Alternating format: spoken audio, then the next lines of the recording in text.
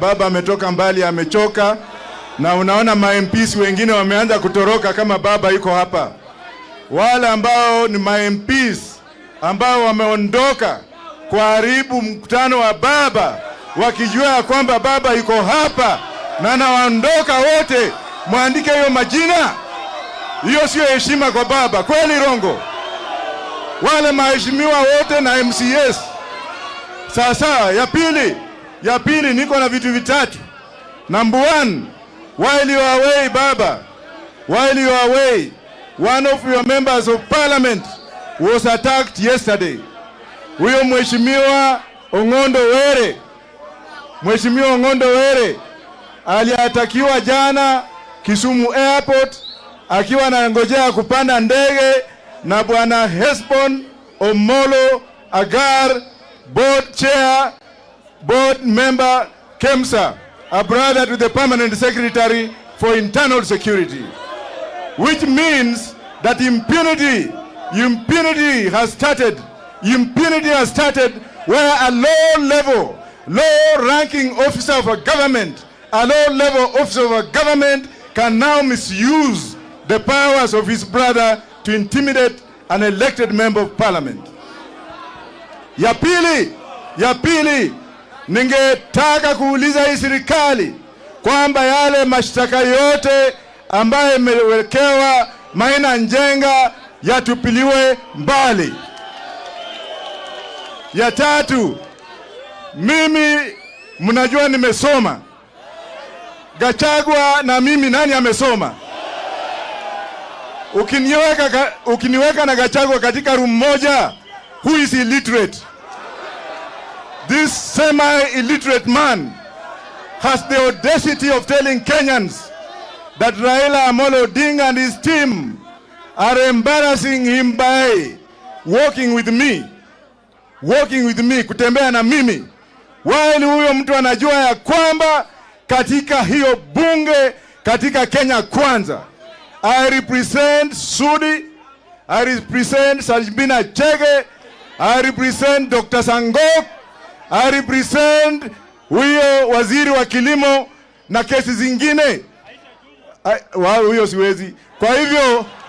Kwa hivyo ningependa kuambia Gachagua that the man is very illiterate or semi-illiterate because he does not understand the constitution. Constitution ya Kenya inasema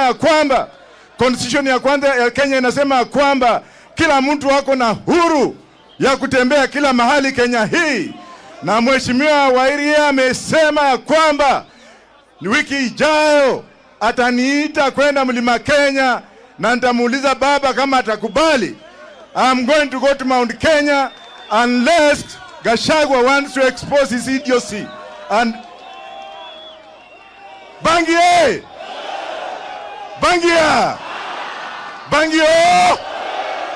Niseme nisiseme? Bangi ni mmea imetengenezwa na Mungu. Hata Musa alitumia bangi. Baba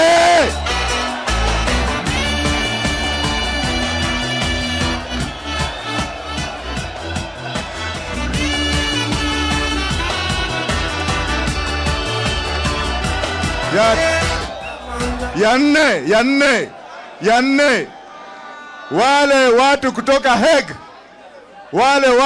Hague, baba, while you are away, waliingia hapa na wameandika statement ya wale polisi wakubwa, washaandika statement. Wenye wale ambao walituma watu kuja kuua watu wengine, the top police officers right now as we speak, the top cream have already written a statement for the Hague. Wameandika statement, ndio wameona wameweka hiyo kitu kwa bwenyenye. Wanajua kwamba sooner or later they will be appearing in the Hague kwenda kujibu mashtaka ambao wamefanya vile wamefanya. Niongee nisiongee? Nimemalizia. Wenye wametukana baba na tule tumbunge ambao tumekula pesa ya Ruto na tule ambao tumesema yes au kuanzia saa hii, mimi kama mshika uzani wa baba, wakienda kwa matanga wafukuzwe wasifukuzwe, wakienda mahali watolewe suruali wasitolewe, Na wale ambao ninasema ni wale wabunge wa ODM na Azimio MPs. Kuna wengine hapa Nairobi wanavaa vikati. Baba anawaambia kwamba Azimio policy ni kuenda njia moja hivi. Tuingine hata hatuwezi kutoa machozi. Tunaenda pale kusema ati we have the liberties. Tunaongea kama Wahindi namna hiyo. Ati I have the liberty. I was elected. Ulikuwa elected na nyanya yako ama baba? Baba Na mimi siogopi kifo. Maina Njenga, hebu kuja hapa. Wapi Korir? Wapi Korir? Wapi Korir? Korir. Kuja uonekane na baba. The first Kalenjin to oppose Ruto yuko hapa baba. Ule Mkalenjini wa kwanza ambaye amesimama na baba, tafadhali kuja hapa. Korir yuko ama ameenda? Basi kumalizia hapa, mnamwona huyu mwanaume? This man is being persecuted. He's being persecuted, not prosecuted. Manake baba akachagua, kazi yake ilikuwa ni kuandaa watu wa Maumau.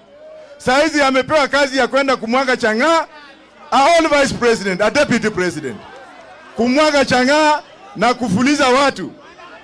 Mheshimiwa baba, huyu ndio kijana anaitwa Korir. Yule kijana ambaye ame cause problems. Kenene Kwanda, yani the international band. Yesu mwenyewe, awon DJ Weso. WhattsApp production. Wajamiete ginewe. Salamia baba, salamia baba. Wajamiete ginewe. Niga tena ni Facebook. Nimeshukuru kabisa